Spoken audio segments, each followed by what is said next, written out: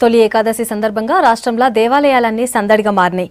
తెల్లవారుజాము నుంచే దైవ దర్శనానికి క్యూ కట్టినరు భక్తులు. అభిషేకాలు, ప్రత్యేక పూజలు చేస్తున్నారు. చల్లంగా చూడాలని మొక్కుకుంటున్నారు.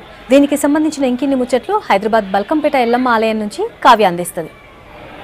ఏకాదశి సందర్భంగా మనం చూస్తున్నాం బల్కంపేట ఎల్లమ్మ తల్లి గుడిలే పొద్దుగాల నుంచి కూడా గిదే రష్ ఉంది. సంవత్సరం మొత్తంలో కూడా 24 ఏకాదశిలు వస్తాయి. అయితే ఆషాఢ మాసంలో వచ్చే ఏకాదశిని మాత్రం తొలి ఏకాదశి అంటారు. ఆ రోజు అమ్మవారికి నైవేద్యాలు సమర్పించడం కానీ, మొక్కులు చెల్లించుకోవడం కానీ ఇవన్నీ చేస్తుంటారు. మనం ఇక్కడ ఉండే భక్తులతో కూడా మాట్లాడదాం.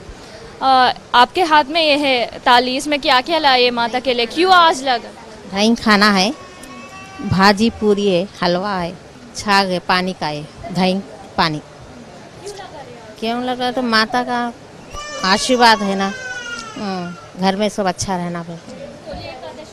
हाँ तो हम भी यही लाए, पूरी, हलवा, मट की भाजी, दही खाना और कैसे कि ये दही छाग छोड़ने के लिए लाए। हाँ हर साल लाते। क्या क्या मनाते हैं तोली एकादशी के दिन, कैसे पूजा करते हैं? कैसा यही दही खाने से पूजा करते हैं हम लोग. తొలి ఏకాదశి అంటే మనకు తొలుత పండుగ మనం చేసుకుంటుంటాం. మరి అమ్మవారి దర్శనం స్టార్ట్ చేస్తారా, ఎట్లా స్టార్ట్ చేస్తారు పండుగ? అమ్మవారి దర్శనం అంటే స్టార్ట్ చేస్తాం. అమ్మవారి ఫస్ట్ దర్శనం చేసుకొని ఇంట్లో పూజ చేసుకుంటాం. ఒక పొద్దు ఉంటారు. ఇంకా ప్రతి ఏడాది వస్తుంటారు ఇక్కడ బల్కంపేటకి. వారం వస్తుంది, వారం వస్తుంది, మంగళవారం వస్తుంది అన్నట్టు.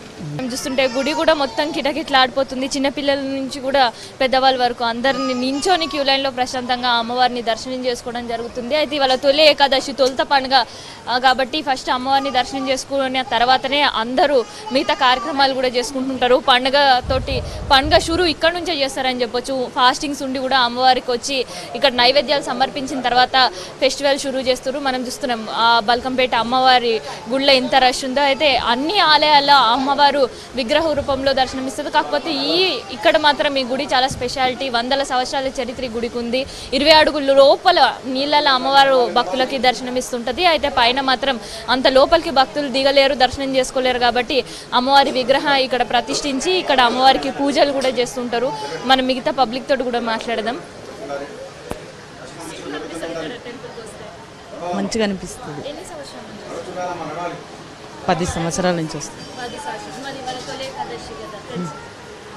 బాగా మంచిగా అనిపిస్తుందని వారం వస్తాము. బల్కంపేట ఎల్లమ్మ తల్లి గుడిలో ఇవాళ తొలి ఏకాదశి సందర్భంగా పొద్దుగాల నుంచి కూడా అమ్మవారికి అభిషేక కార్యక్రమాలు జరుగుతున్నాయి. దాంతోపాటు ఆషాఢ మాసం మంగళవారం కావడంతో ఇక్కడ ప్రతి మంగళవారం ఉత్సవాలు కూడా నిర్వహిస్తారు.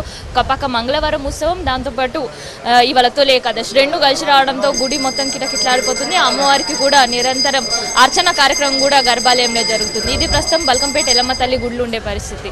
కెమెరా పర్సన్ అభిలాష్తో కావ్య, V6 న్యూస్, హైదరాబాద్.